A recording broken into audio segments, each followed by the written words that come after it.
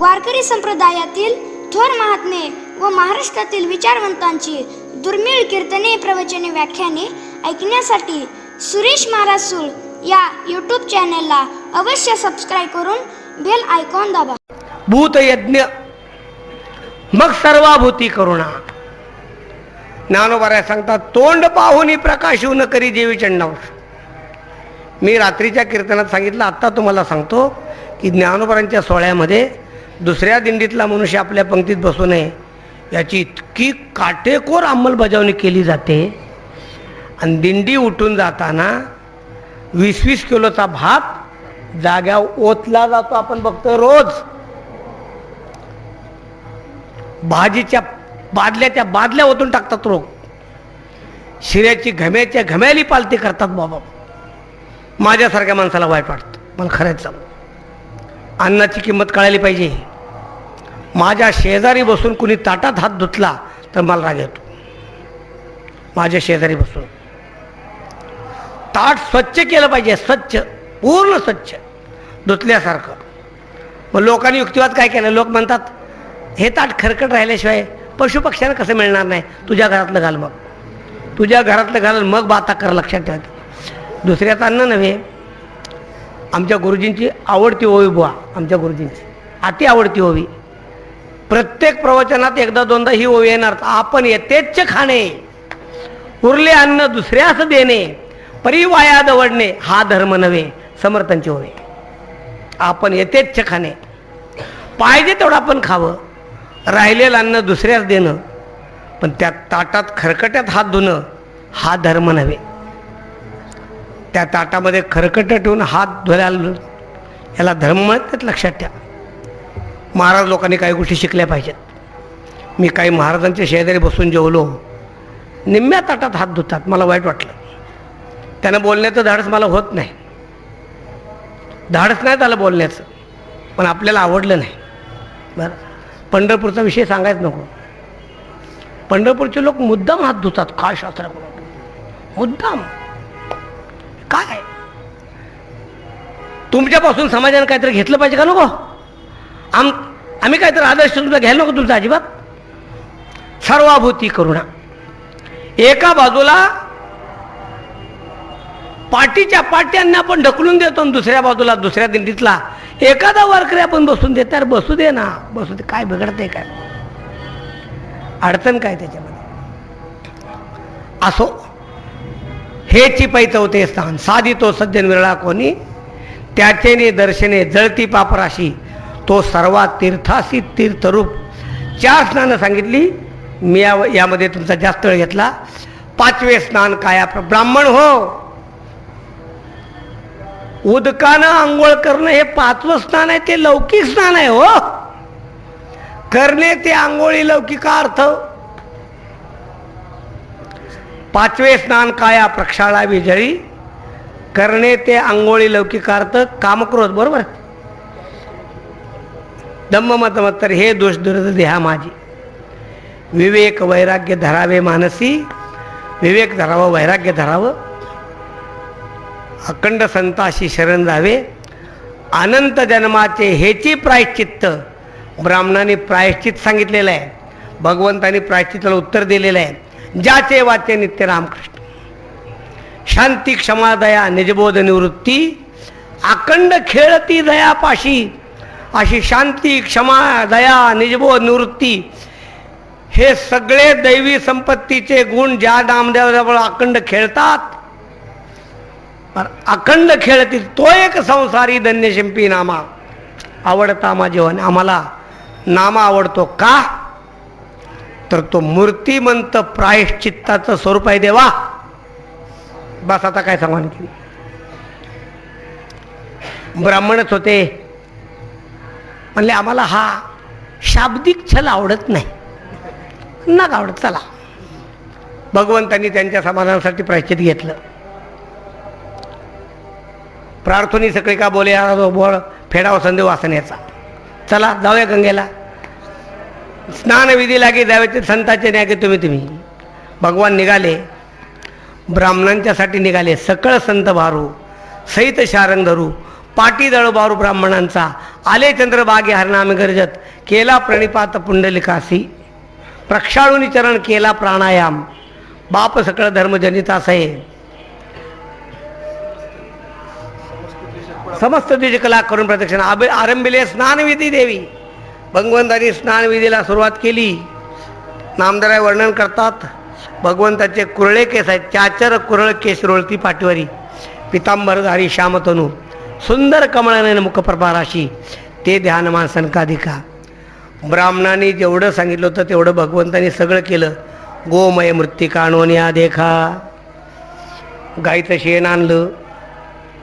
दशक्रियेला गाईचं शेण आहे. गाईचं शेण सगळ्या अंगाला लावायचं आहे. हाजामत केल्यानंतर डोक्याला लावायचं आहे, दाढीला लावायचं आहे. एका कराडच्या मधू नावाचा ब्राह्मण होता. म्हणलं काका काय भानगड आहे हो? ते म्हणले तात्या, जुन्या काळामध्ये वस्तारे साधे होते, नाभिक समाजातली मंडळी रानटी होती, त्यामुळे वस्तारा सरळ चालत नसे. दशक्रियेचा भाग म्हणजे सकाळी लवकर असायचा, कधी कधी थंडी असायची, हात थरथर कापायचे, त्यामुळे डोक्याला जखमा व्हायच्या. डोक्याला जर जखमा झाल्या तर त्याच्यासाठी गाईच्या शेणासारखा जगातच उपाय नाही. हा भाग आहे त्याच्या पाठीमागे. गाईचं शेण अँटीसेप्टिक आहे, लक्षात ठेवा. हा, काही लोकांचं म्हणणं आहे की नाही नाही नाही, गाईचं शेण चोळा. पाठीमागच्या 5-6 वर्षापूर्वी माझा अपघात झाला होता बारामतीजवळ, माहिती आपल्याला. आमच्या गाडीनं पूर्ण क्वालिटी घेतली होती आणि मी बाहेर पडलो. काय काय काय लागलं नव्हतं जास्त, अजिबात काय, सुखरूप होतो. पण गाडीच्या काचा डोक्याला लागल्या होत्या. माझ्या डोक्याला लागलं गाड्या, माझं लक्षच नाही. आमच्यावर काय माणसं होती, त्या माणसांना काढण्याच्या नादात मला काही लागलंच नव्हतं. मी त्यांना आता बाहेर चला म्हणत होतो, असं काहीतरी काही वाहन थांबवत होतो, कुठं फोन करत होतो. बऱ्याच वेळानंतर माझ्या डोक्यात मला गार लागलं. गार काय लागतंय? पण मी डोक्यावर असा हात फिरवला. हात फिरवतो सगळ्या हाताला रक्त. अरे बापरे! मग लक्षात आलं आपल्या डोक्यावर जखम झालेली आहे. मग जरा ते रक्त पुसून काढलं. माझ्यावर तुम्हाला विश्वास ठेवावाच लागेल. का ठेवायला? मी सांगतोय म्हणून तुम्हाला विश्वास ठेवावा लागेल. काही केलं नाही. जिथं आमची गाडी उलटी झाली होती त्याच्या समोर जे घर होतं त्या घरामध्ये देशी गाय होती. त्या माणसाला म्हणलं गाय आहे का? म्हणलं आहे. शेण आहे काय? शेण घेऊन ये. त्या गायचं शेण घेतलं, सगळ्या डोक्याला सरकटलं. काय केलं? काही सुद्धा केलं नाही. माझा विश्वास ठेवा तुम्ही. काही सुद्धा केलं नाही. नुसतं डोक्याला मी शेण थापलं, सरकटून टाकलं शेण. त्याच्यावर काही केलं नाही. धनुर्वाताचं इंजेक्शन सुद्धा घेतलं नाही. हे मात्र मी खरं बोलतोय. नाहीतर मगाशी आपला विषय झाला म्हणून सांगतो नाही. आणि मला काही सुद्धा झालं नाही. फक्त 3 दिवस डोकं पाण्यात भिजवलं नाही, बाकी काही केलं नाही. साधी गोळी सुद्धा खाल्ली नाही. गोपालन केंद्रावर काम करत असताना माझ्या पायाला कसली ठेच लागू दे, पत्रा लागू दे, मी कधी धरून इंजेक्शन घेत नाही. पायातून रक्त निघालं, बोट फुटलं, सरळ जायचं आणि गोट्यामध्ये जे गोमूत्राची कुंडी आहे त्या कुंडीमध्ये पाय धरायचा. काही करायचं नाही. तुम्हाला विश्वास ठेवावा लागेल. गाय म्हणजे धन्वंतरी आहे देवा. गाय धन्वंतरी आहे. गाय म्हणजे धनुर्वेद आहे, जिवंत. ज्याच्या घरामध्ये गाय आहे त्याचं आरोग्य संपन्न. ज्याच्या दारामध्ये लिंबाचं झाड आहे तो आरोग्य संपन्न मनुष्य आहे. 1 महिन्याच्या पाठीमागची गोष्ट सांगतो. 1 महिन्याच्या पाठीमागची. ज्या माणसाला 350 साखर आहे, 350, त्या माणसाचा मला फोन आला दवाखान्यातून. तात्या जखम बरी होत नाही, काय करू सांगा. पायाला जखम झाली होती. म्हणलं काहीच करू नका, डिस्चार्ज घेऊन घरी आहे. त्या माणसाचा फोन नंबर, पत्ता सगळं देतो तुम्हाला, सगळं. सातारा जिल्ह्यातील मान तालुक्यातील मोही नावाच्या गावाचा मनुष्य आहे. तो म्हणलं घरी आहे. फक्त घरी आला. काय होतंय? जखम वाहते म्हणला. काय करू नकोस, गोमूत्र घेऊन गोमूत्रानं धुवून काढा. जखम गोमूत्रानं धुवून काढली. काही करू नकोस मला अजिबात. संध्याकाळी 6 वाजता परत मी त्याला फोन केला. अजून एकदा धुवून काढ. अजून धुवून काढली. दुसऱ्या दिवशी सकाळी विचारलं, आता काय फरक आहे? तो म्हणला, पाणी व्हायचं बंद झालं. माझ्यावर तुम्हाला विश्वास ठेवावा लागेल. कधी म्हणजे गायीचे काय काय उपयोग आहेत, एवढे उपयोग मी तुम्हाला भरपूर सांगेन, भरपूर. परत म्हणलं गोमूत्रानं धुवू जखम.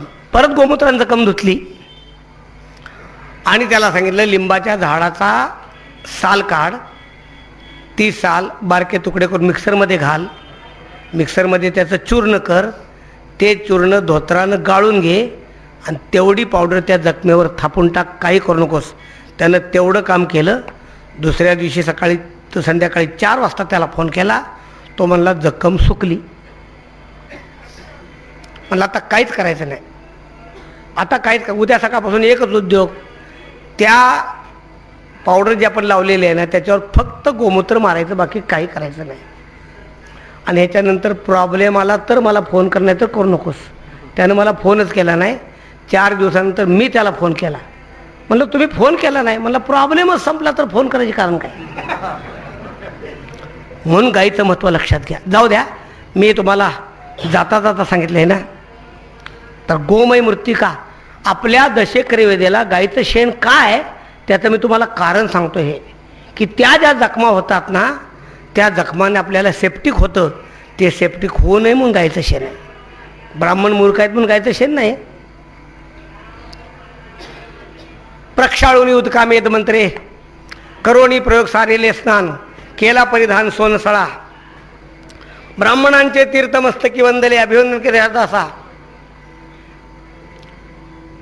सारुण्या कर्म सारुण्या संध्या नित्यनेम सर्व पूजिली बोदेव दिदले ज्ञाने, दिदली दाने. भगवान परमात्मा रावळामध्ये आले. आता पुढचा भाग आपल्याला सांगायचा आहे. भगवान परमात्मा मंदिरामध्ये आले. मंदिरामध्ये आले आणि नारद मुनींनी हातामध्ये विणा घेऊन भगवान पंढरनाथाला जागवलेला आहे. विणा घेऊन ते जागरण करतात. भगवान परमात्म्यांनी सगळ्या संतांना बोलवलेलं आहे आणि सगळ्या संतांना सांगितलं, उठोनी प्रातःकाळी यावे शीघ्रवत, द्यावया अक्षत ब्राह्मणास, निजबोधे आनंदे हर्षे खेळे मिळे, भोगावे सोळे स्वानंदाचे, फेडावी तयांची भेदभ्रमदृष्टी, द्यावी तया भेटींज रूपाची, संत संगतीचा प्रगट व्हावा महिमा, द्यावा भक्ती प्रेमा नामयासी. असं भगवंतांनी परत एकदा भक्तांना सांगितलं. आणि त्या दिवशी संध्याकाळी झोपताना राहीनं रुक्मिणीला प्रश्न विचारला, बाईसाहेब हे काय भानगड आहे हो?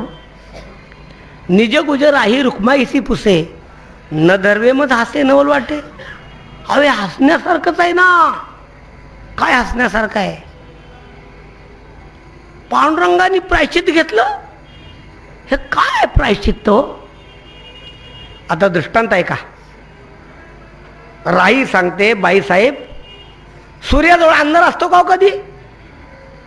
सूर्य आणि अंधार वरते एके ठाई. हे भूत भविष्य नाही, वर्तमान. आईसे आगटीत जरी घडेल प्रसंगी, तरीत दोष संसर्गी देवराया. सूर्याजवळ अंधार आला तर आमच्या स्वारींच्या जवळ दोष येतील ना. दुसरा प्रश्न विचारला, बाईसाहेब आगीमध्ये बी टाकलं तर ते बी उमलतं का हो? अंकुरतं का हो ते बी? त्या बीजाला अंकुर फुटतो का हो? अग्नी माझी बीज पाले जे ती सुरवाडे, अग्नी दद बीज त्यासी अंकुर केवी फुटावा. नानो बरस आगी माझी पेरिले का खडकी जैसे वर्षले. आगीमध्ये पेरल्यानंतर उगवतं काय? खडकावर रशाव झाला तर तिथे ओलावा होतो काय? नाही. की बुडाले सापडे लवंजळी. बाईसाहेब पाण्यामध्ये मीठ टाकलं तर ते परत सापडतं का हो? ज्योतिषी आळूमाळू मिळाल्या कर्पुरी, कापराचा जर ज्योतिषी संयोग झाला तर कापूर उरतो का हो? आईसे घडेल दर्या त्रिभुवना माझारी, तरी तर श्रीहरी वस्ती दोष. तरी हे नकळे माते सांगावे साचार, सर्व नवचर वटमी. रुक्माई सांगते, राही अगं या पांडुरंगाला संतांचा मोह आहे आता रुक्मिणीने उत्तर दिले,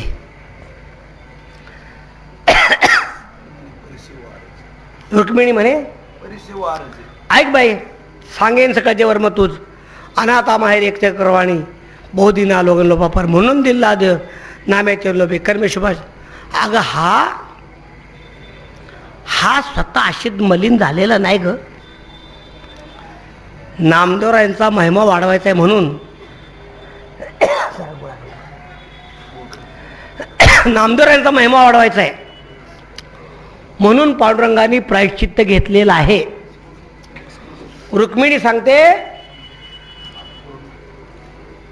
अगं राही, लक्षात ठेव, व्यवहारामध्ये आहे ना, व्यवहारामध्ये एखादं मुलगं तर लाडकं मुलगा असलं तर त्या मुलाचा मोह त्याच्या मायला किती होतो. आंधळे पांगळे मुके आंधळगळ परी जीवा परीस बाळ पडेन ते माते. आईला ते मुलगा जीवापेक्षा आवडतं ना. अंतरीच्या कळवळे खेळवी लाडे कोडे परी विलासाचे चालावडे चोख सांग.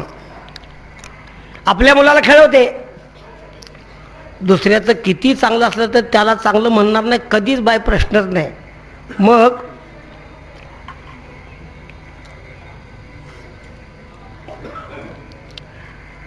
काळ्या मुलाला सुद्धा आई काय म्हणते माहिती आहे का, अगं माझा सोन्याचा तुकडा. आता सोन्याचा तुकडा 3,000 रुपये तोळ्यानं जातोय का बघा तर, कुठं 3200 रुपये तोळ्यानं जातो. कसं काय कुणाला अवघड गोष्ट आहे. आई आपल्या मुलाला कधीच नाव ठेवत नाही, या विषयामध्ये त्यास थांबत नाही. रुक्माई सांगते, तैसीच पर्याय विठ्ठलाच्या ठाई चित्त याच्या पायी ठेविले जेणे न पाहे तयाचे जाती कुळकर्म वर्णाश्रम धर्म शुद्ध वाणी. हा पाहत नाही, त्यांना वश होतो. दुसरा प्रश्न आहे, सत्यभामेनं नारदाला विचारला. मग नारदा ते पुसे सत्यभामादेवी विस्मय माझ्या देवी थोर वाटे सांडून या थोरी देवमुगटमणी नाचतो तो कीर्तनी संता पुढे. तरी काय आहे, कोणी जन्मीचे काय काय घ्यायचे घेतील नामे. या नाम्याचं ऋण तर किती आमच्या स्वारीवर सांगा तुम्ही एकदा. काय त्यांचं वागणं आहे काय समजत नाही, लक्षात ठेवा. सत्यभामा सांगते, घेतले नाम्याचे ऋण एका पुंडलिकाचे पांगे येणे शृंगे. एका पुंडलिकरायानं वचन दिलं तर 28 युग अजून तिथंच आहे. न पाये परतोनी अजूनही पाठीमोरा, अजून पाठीमाग बघत नाही. भक्तांना जे जे आवडतो जे जे दया आवडे ते ते दयारूप पाववी संकल्प सिद्धी त्याचे. एकला एकटू एकले निजवे अखंड करावे काज त्याचे. बाई मला तर अवघड वाटतंय, किती भक्त आहेत हो, आणि त्या भक्तांची लागावळी तर किती असेल. ऐसे भक्त अपार किती लागावळे असेल त्यांची. आणि एवढे भक्त बिचारे माझ्या मालकाला शेणवतात कसं आहे. हे काय आहे. नारदाने उत्तर तेव्हा म्हणती, नारद मुनी परेश येऊ माते सांगेन मी तू ते सत्यमानी. रुक्मिणीचं उत्तर वेगळं आहे, नारदांचं उत्तर वेगळं आहे. नारद सांगतात, हा निर्विकल्प देव येतसे रूपा. रुक्मिणी सांगते, भक्ताचं देवाचं भक्तावर प्रेम कसं असतं, आईचं मुलावर. नारद मुनी सांगतात, मुळात याच्या अवताराचा हेतूच आहे भक्त. हा निर्विकल्प देव येतेस रूपा करावया कृपा भक्त जना. हा शरणागता वत्सलू अनाथा कृपाळू मिरवी दीन दयाळू ब्रीद जगी. म्हणून नारदाने सांगितलं, यांनी काय काय केले तुला सांगतो. पहिल्यांदा तर यानं अंबर ऋषीचे गर्भवास सहन केल्यात. अंबर ऋषीचे याने सोशिले गर्भवास. दुसऱ्यांदा राखीतो उदास बळीचे द्वार. तिसऱ्यांदा गोकुळी नंदाची राखिली गोधने. गोकुळा नंदाची विकिला काय झाला पांडवांचा तर विकलेला कायावाचा मोलदार झाला. राखिली गोधने प्रीतीचे उच्छिष्ट खाणे गवळ्यांचे. विघ्न पडे ते आपणा ओढवी संकटी सोडवी माझे म्हणून. सगळ्या संकटामध्ये त्यांचं रक्षण करतो. आता काय हा सांडून अभिमान न्यून कामे करी आज्ञा वाहे श्री जीविततन करी मानिले सोयरी. हे तर काहीच नाही हो, हे तर काहीच नाही. आईसाहेब एके अपमानिती डावेवरी बांधिती. आता अपमान का थोडा काल सांगा तुम्हाला, चुरा चुरा कर माकन खाया. त्याने काय साधा अपमान केला का? गोपाळाने देवाचा रोज अपमान केला, रोज. गोपाळ कृष्णा कालचा डाव राहिला डाव द्यावा लागतो. हा, पाटी उचलून वातील खांदी, बळे दयाच्या ठेंगणे सकळ तयासी गोपाळ पाडतील. एक अपमानिती डावेवरी बांधिती, उपवास करीती अर्षमानी, केले अपराध त्यांचे नेगे आपले चित्ती, दुनावी तो प्रीती नित्य नवी. असा एकंदर प्रकार आहे. तिसरा प्रश्न आहे रुक्मिणीचा पांडुरंगाला. निज गुज रुक्मिणी पुसे पंढरनाथा, ठेवून या माथा चरणावरी. रुक्मिणीचा प्रश्न वेगळा आहे. सत्यभामेचा प्रश्न आहे पांडुरंगानं प्रायश्चित्त कसं घेतलं याचा, राईचा. सत्यभामेचा प्रश्न आहे भगवान कशासाठी भक्तांची कामं करतो. आणि रुक्मिणीचा प्रश्न आहे सगळ्यात तुम्हाला काय आवडतं तेवढं सांगा. फार गोड प्रश्न आहे तो. सर्वाहुनी पर्यंते काय स्वामी याते, हे मनोरथ सांगा स्वामी. तुम्हाला सगळ्यात जास्त कोण आवडतं असा रुक्मिणीनं प्रश्न विचारला तर ते रुक्मिणी देवाला सांगते, देवा चतुरानाना ऐसे तविता चतुरपणे, ब्रह्मदेव चारी वदनानं तुमची स्तुती करतो. 18 ही पुराणे वेदचारी, 18 पुराणं तुमची स्तुती करतात, 4 वेद तुमची स्तुती करतात, परी तीही उबगली. त्यांनी माघार घेतली. म्हणती नेती नेती, दुनावी तो प्रीती नित्य नवी. तुम्ही जे तुमचे ज्ञानी भक्त आहेत ना, त्या ज्ञानी भक्तांना सायुज्यता मुक्ती दिली आणि त्याच्यातच बुडवलं. सायुज्यता मुक्ती आपुली देऊनी ज्ञानी ते निर्गुणी बुडविले. काय पुढं? ज्ञानी ते निर्गुणी बुडविले. अरे त्यांच्यापेक्षा तुम्हाला काय आवडतं? तुम्हाला काय आवडतं? पंढरनाथाने ओळखलं, पंढरनाथाने सांगितलं आहे, पंढरनाथाने सांगितलं त्याहूनही जीवलक कोण तुमच्यासाठी, ज्याच्याने पैसे वेळावले ती, ज्याचं तुम्हाला वेळ लागला असं कोण आहेत? भगवान म्हणले ऐक रुक्मिणी, तुला उत्तर देतो. ऐकोनी पंढरनाथ बोले रुक्मिणीशी, तुला माझं गुज माहीत नाही का? काया वाचा मने सर्व निरंतरी, आहे नाम्यावरी लोभणार. मला सर्व भावांना नाम आवडतो खरं. आता पांडुरंगाचं उत्तर ऐका. एवढं उत्तर विस्तारानं सांगतो आणि पुढचा भाग सरळ सांगतो. पांडुरंगाने उत्तर दिले फार गोड. जीवीचे गुजगोप्य आता तुला मी गुजगोप्य सांगतो. ऐक एक चित्ते मनोधर्मे ऐक. आवडते हे माझे भक्त परमसखे, जे सबाय सारिके सप्रेमळ. त्या परीस थोर नाही मज तुझे, मज त्यांचे नि काजे नावरूप. त्या भक्तासाठी मला नावरूप आहे. लक्षात ठेव. भक्त सर्वाहुनी पर्यंता माझी आव जीवा.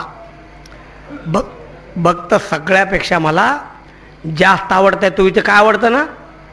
भक्त हा विसावा योग्यां ज्ञानियांचा, भक्त योग्यांच्या सुखाचा शृंगारू, भक्त अलंकारू वैराग्याचा, असा भक्त आहे. लक्षात ठेव. भक्त हो माझ्या जीवीचे निजे ध्येय. बरोबर, भक्त माझ्या जीवीचे निजे ध्येय आहे. भक्त परमप्रिय कुळदैवत. भक्त माझं कुळदैवत आहे. भक्तासंगे सुख विश्रांती विसावा. अगं मला भक्ताबरोबरच विसावा आहे, दुसरा कशाच विसावा नाही.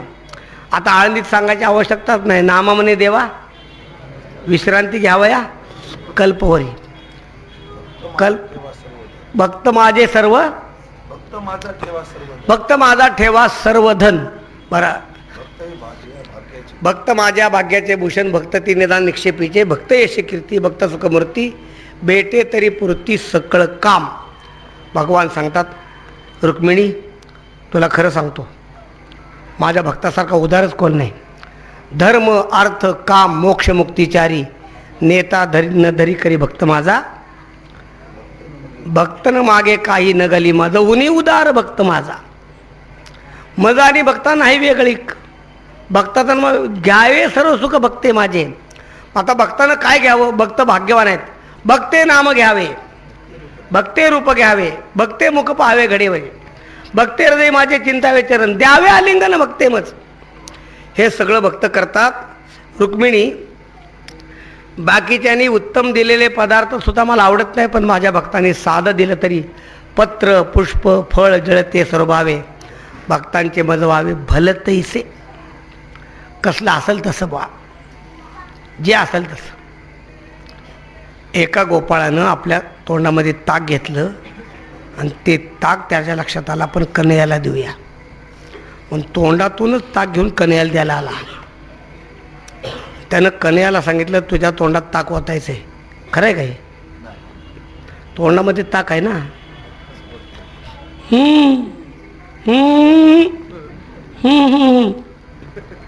भगवान म्हणले काय हो, काय चाललंय, काय चाललं हो. मग त्या भक्तानं त्या गोपाळानं देवाला खाली पाडलं, देवाच्या छातीवर बसला, देवाचे दोन्ही ओठ धरले, असे फासटले आणि आपल्या तोंडातलं ताक देवाच्या तोंडात चूळ भरली. कसं झालं चांगला. काय प्रसंग आहे वा, काय प्रसंग आहे सांगा. भगवान उठले तर म्हणतात किती रे गोड ताक आहे, किती गोड ताक आहे, अजून आण. म्हणले आता नाही. असा प्रसंग जीवनामध्ये कधी घडेल का सांगा. मी तुम्हाला प्रवचनामध्ये जाहीर चॅलेंज करतो, तुम्ही घरी जा आणि तुमच्या घरात तुमच्या आवडीची जी व्यक्ती आहे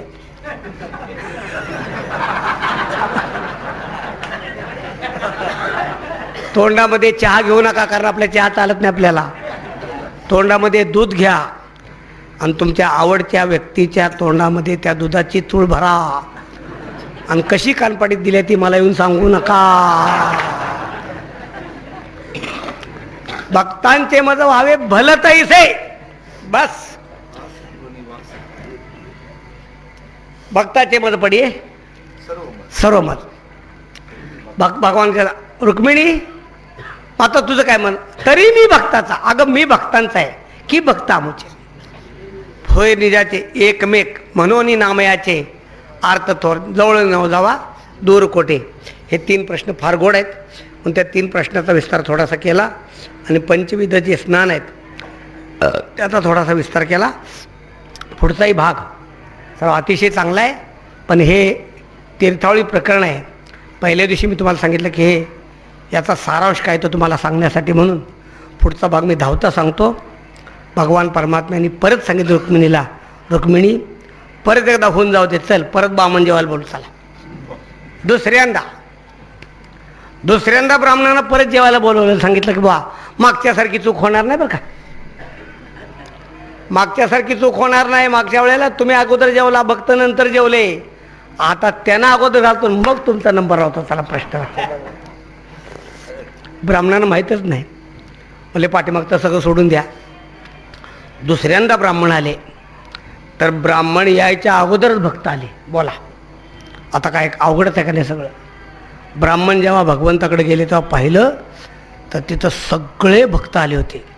भोवती भक्त मंडळी मध्ये वनमाळी शोभे नम मंडळी चंद्रदैसा.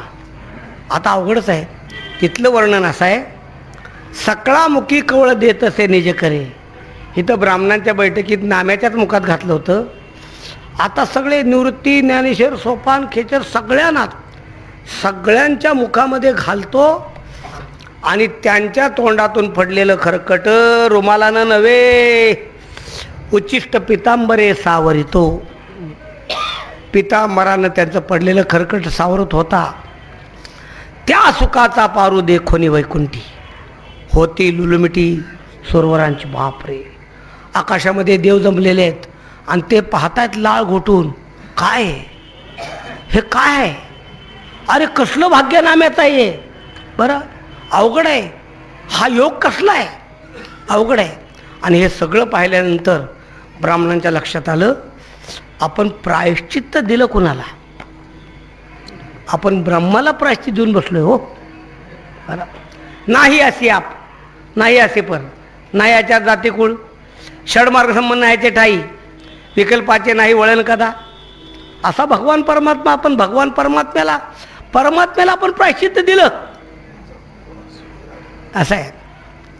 ब्रह्मादिक देव तिष्ठत पाहतीयो मी सगळेवर वंचलो रे आम्ही भक्ती सुखा, सप्रेम देवनी बुझाविला नामा, आईसे भाग्य आम्हा स्वप्नी नाही, नाम्यासारखं भाग्य आम्हाला नाही असं स्वर्गातले देव म्हणतात.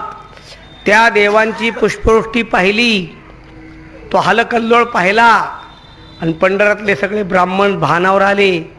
त्यांच्या लक्षात आलं आपण ज्याला पाहिजे तो पांडुरंग आहे आणि या पांडुरंगाची पांडुरंगाची कसली भक्ती आहे, तो नामाला किती मानतो आणि आपण भलतंच साहस केलं. मग मात्र ब्राह्मणांच्या लक्षात आलं की आपली चूक झाली. तव ते भाग्याचे सागर विनविती द्विजवर, म्हणती तू माहेर जोडलासी, चरणीचा वियोग न व्हावा सर्वता, तोडावी ममता प्रपंचाच्या आता मागितलेला आहे. वारकरी संप्रदायाने ज्ञानोबरायांचा समाधी सोहळ्याकडे जाताना जाता जाता हे मागून जा, नलगे मोक्ष मुक्ती, नलगे धनसंपत्ती, देई सत्संगती, जन्मोजन्मी. ब्राह्मण म्हणतो देवा आम्हाला कुळाचा अभिमान आहे, या अभिमानाने आम्ही तुझ्या पायात अंतर झालं आहे. कुळाचे अभिमाने अंतर्लोगात येणे, पूर्ण देहामाने बोलून या, हे सकळ तुझी माया, भुललो पण राया, म्हणून जन्म वाया गेले होते.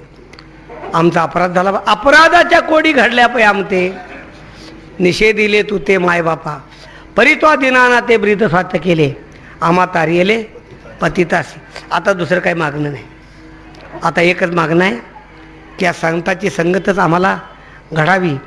असं म्हणून ब्राह्मणांनी भगवंतांची क्षमा मागितली. द्यावे पै दास्यत्व तयाची वंदित, हेची व्रत तीर्थ क्रिया कर्मामा द्यावा भक्तिप्रेमा नामयास. ब्राह्मणांनी काय मागितले, तुझ्या दासाचे द्यावे पै दास्यत्व, तुझं नाही तुझ्या दासाचं दास्यत्व आम्हाला द्या. तयाची वंदित चरणधुळी, हेची व्रत तीर्थ क्रिया कर्मामा द्यावा भक्तिप्रेमा नामयास. बस दुसरं काय नाही. भगवान परमात्म्याने सगळ्या ब्राह्मणांना उपदेश केला. अनुपदेश करताना सांगितलं, बाबा रे हे सामान्य नव्हेत, हे कोड आहेत पहा बरं, यांचे उपकारे दाटवलो संपूर्ण, भक्त पराधीन झालो त्यांनी. हे सगळे म्हणजे जवळचे भक्त आहेत. त्या ठिकाणी सगळ्या भक्तांच्या नावाचे आधी पूर्ण दिलेले, आता ती तिथंच पहा. सगळ्या भक्तांचं सांगितलं आणि नंतर भगवान परमात्म्याने ब्राह्मणांना सांगितलं, ब्राह्मण हो एक ज्ञानोबराय तुम्हाला काय सांगतात तेवढा आता ऐका. ज्ञानोबरायांनी ब्राह्मणांना काय करावं हे सांगितलेलं आहे, तेवढाच आपण सांगतो. सांगा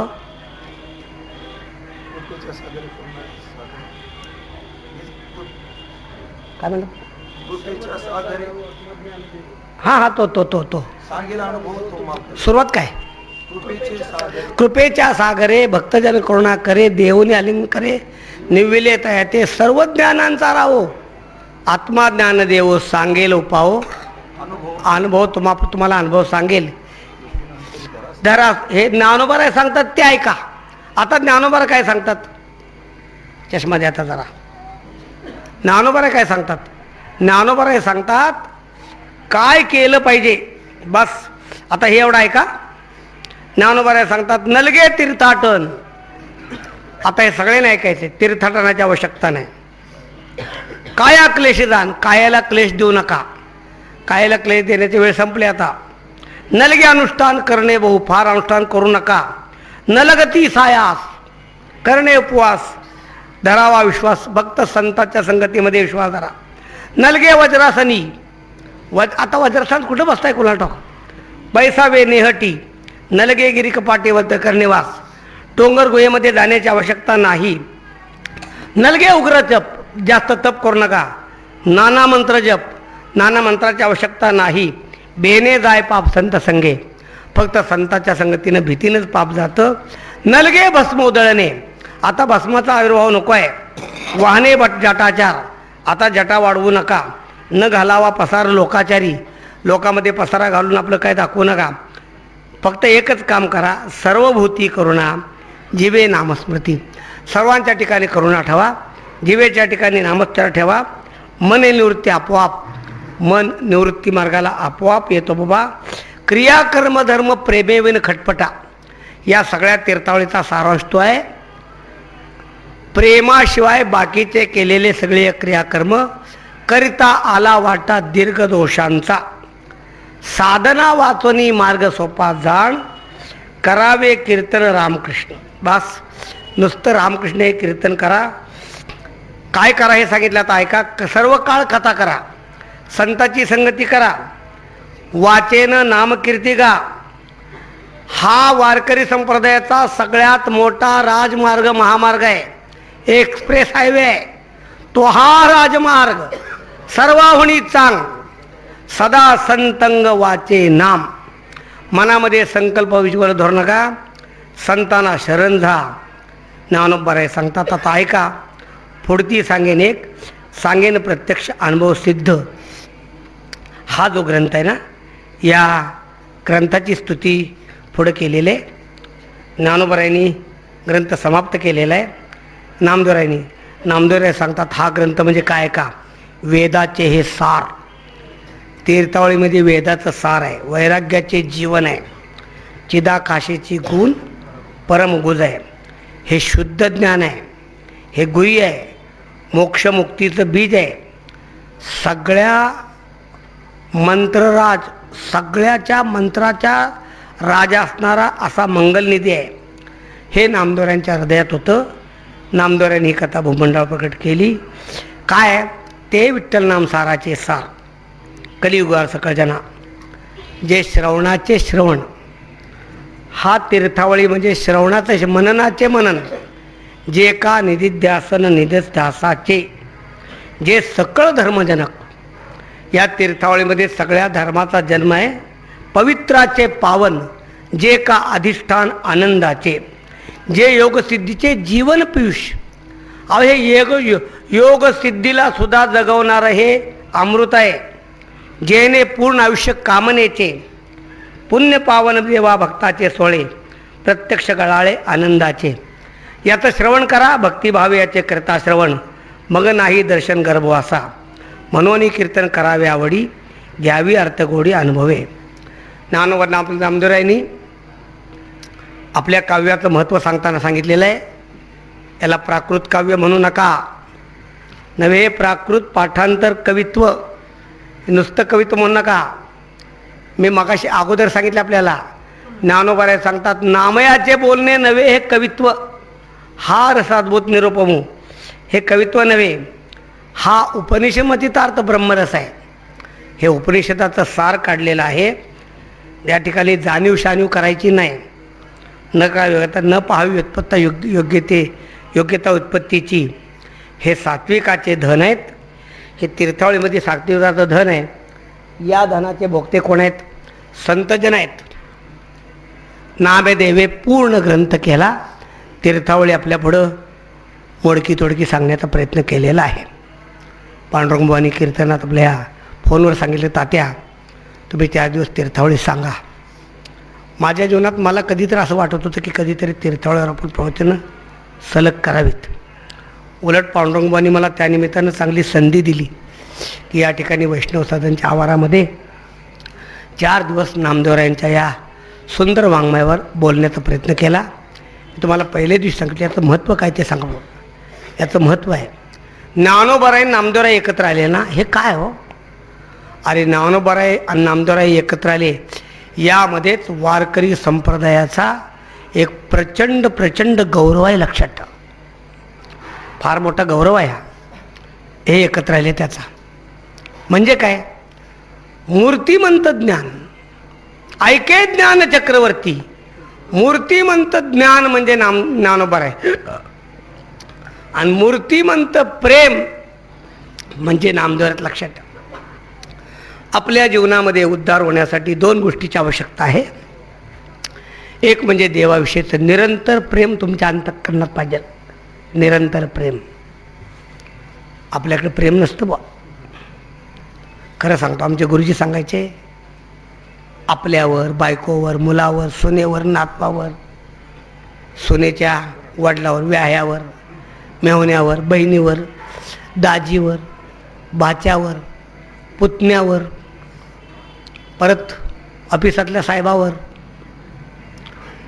ह्या सगळ्यावर प्रेम करायचं. परत गल्लीतल्या दादावर, परत गावच्या सरपंचावर, परत आपल्याला 5 वर्षांनी भेटायला येणार आमदार त्याच्यावर, आणि त्याच्यातलं राहिलेलं शिळपाकं पंढरीत आल्यावर देवा.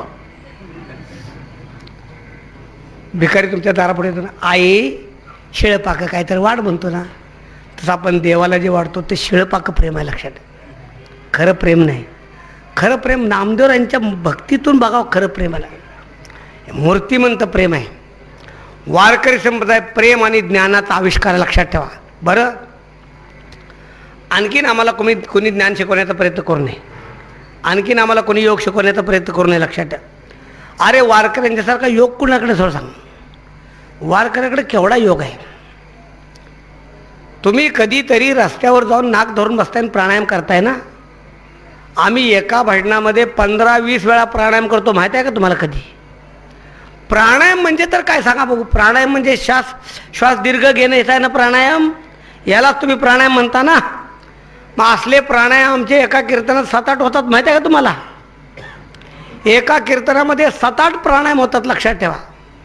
ऐका, तुम्हाला प्राणायाम म्हणून दाखवतो. कसा प्राणायाम वारकऱ्यांचा होतो आपण ऐका. पिठू भक्तीचा डांगोरा झाला की प्राणायाम. असले किती चाले आहेत आमच्याकडं?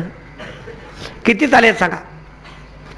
ज्ञानदेव वैष्णव मोठा, वैष्णव मोठा, विठ्ठल नामे मुक्त पेठा, मुक्त पेठा, स्नानदान घडे श्रेष्ठा घडे, वैकुंठ वाटा संत गेले, संत गेले.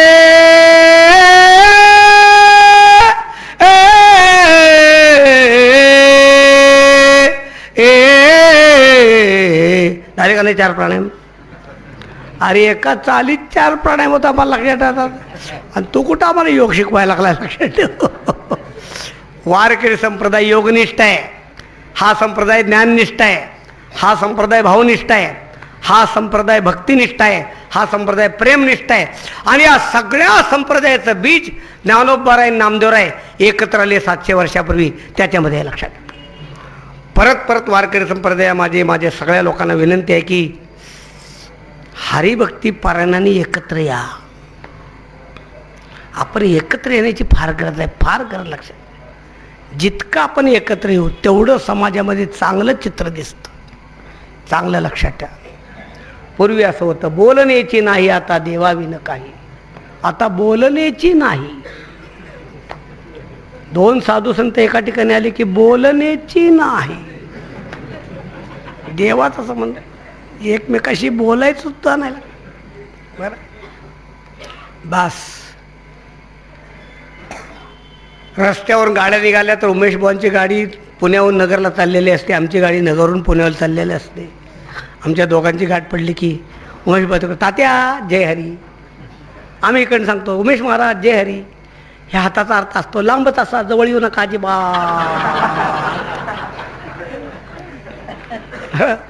जैशा तुम्ही दुरी आहात तैशा राहा अंतरे. आणि चुकून कदाचित आम्ही एकत्र येऊ म्हणून सरकारने बी काळजी घेतली. मधला रस्ताच बंद करून टाकला. डिवाइड. त्यांनी डिवायडर टाकला. गाड्या एकमेकाच्या जवळ येऊच द्या अजिबात. लक्षात ठेवायचं. आमची विनंती आहे तुम्हाला एकत्र या. मी बोला 2 वर्षापूर्वी आग्रह केला, बुवा किती का माणसं येणार पण आपलं बीजेच्या दिवशी दुपारी आपण काय तर म्हणूया. चला आता 2 वर्ष झाले आम्ही तिथं काय तर सांगतोय. असे नात का थोडे बाबा बाकी प्रश्न. पण खरं सांगतो, नामदेवरांच्या पुढे उभारून सांगतोय तुम्हाला. मी बसून सांगतोय की संप्रदायातील वैष्णवांचा प्रतिसाद नाही. आणि ही मला खंत आहे. मी असं समजतो की कदाचित माझ्या स्वभावामध्ये दोष आहेत. मी समजतो, त्यात वाद नाही. पण अन्य कोणी तर आयोजन करा, तिथं तुम्ही बोलवा, मी तिथं येतो. तुम्ही एखादा असं शिबिर आयोजित करा, तिथं मला बोलवा. तात्या तुम्ही 3 दिवस सगळं सोडून या, मी यायला तयार आहे ना.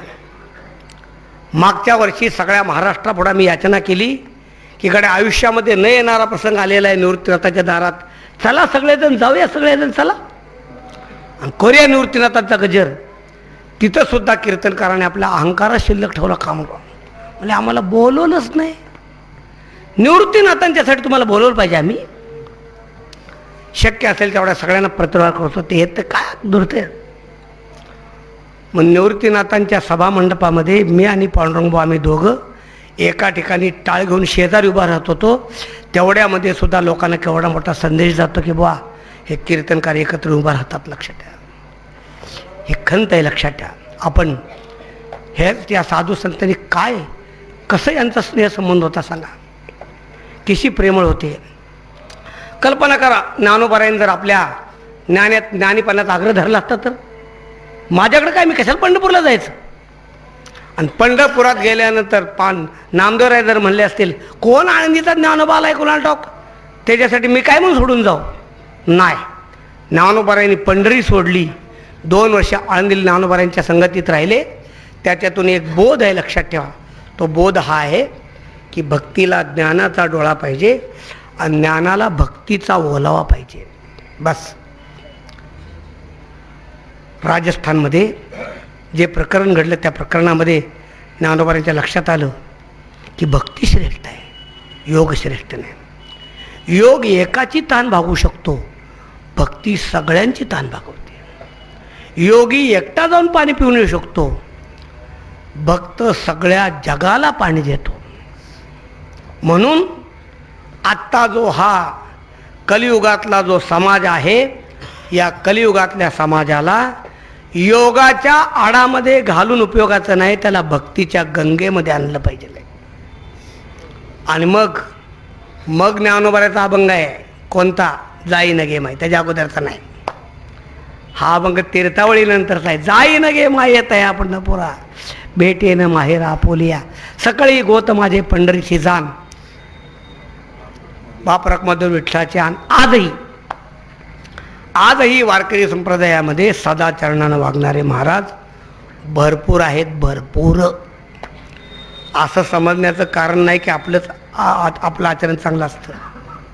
आम्हालाही 7 वेळा विकत घेणारी माणसं आहेत, आम्हाला हे लक्षात. महिन्याच्या वारकऱ्यामध्ये साधे वारकरी आहेत की ज्यांचं आचरण असं सिद्धाला लाजवेल असं त्यांच्याकडं आचरण आहे. लक्षात ठेवा.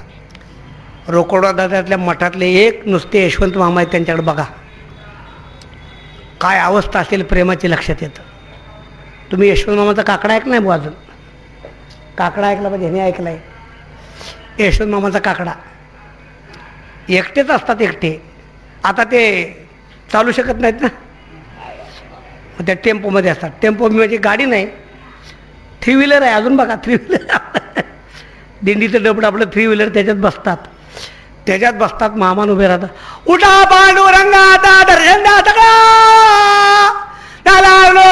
असं म्हणतात. तो खरा काकडा आहे.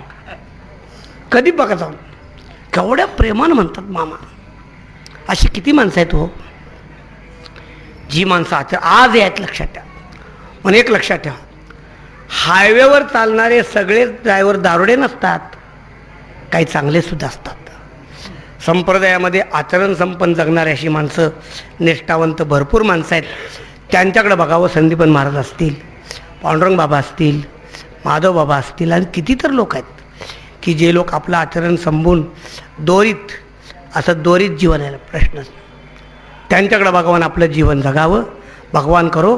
पांडुरंग बुवांनी मला या ठिकाणी 4 दिवस वाङ्मय सेवा करण्याची संधी दिली, त्याबद्दल त्यांचं आणि या वैष्णव सदन संस्थेचं औपचारिक मी आभार मानतो आहे. आणि जाता जाता बुवांनी आणखीन एक पदवी मला लावून टाकली. अगोदर त्या प्रमोद महाराजांनी संतवीर कुठेतरी सांगितलं सभेत की झालं आम्ही संतवीर. कुणीतरी आणखीन काहीतरी सांगितलं की लागलं. पण मग आता पांडुरंगाने आणखीन एक पदवी घातली, पण महान वैष्णव ही पदवी आमच्या. महान वैष्णव म्हणलं, वैष्णवच नाही, महान वैष्णव कुठून आणता कोणाला? असो, या पदव्या खऱ्या नाहीत, खरंच नाही. माझं जर तुम्हाला पत्र आलं तर त्या पत्रामध्ये माझी जी पदवी आहे तीच खरी पदवी आहे. माझी पदवी आहे संत चरणरज बंडा तात्या कर्डक. मी तुम्हाला जी सही करतो ना ती माझी खरी पदवी आहे, बाकीच्या कोणत्याही खऱ्या पदव्या नाहीत. असो, या निमित्तानं आपल्याशी 4 दिवस संवाद करण्याचा योग आला आणि 4 दिवस तुम्ही मला सहन केलं, त्याबद्दल आपल्या सगळ्यांना धन्यवाद.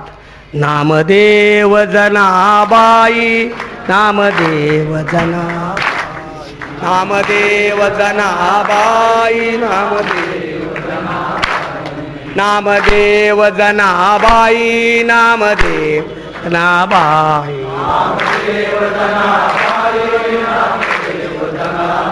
नामदेव जनाबाई नामदेव जनाबाई नामदेव जनाबाई नामदेव जनाबाई नामदेव जनाबाई नामदेव जनाबाई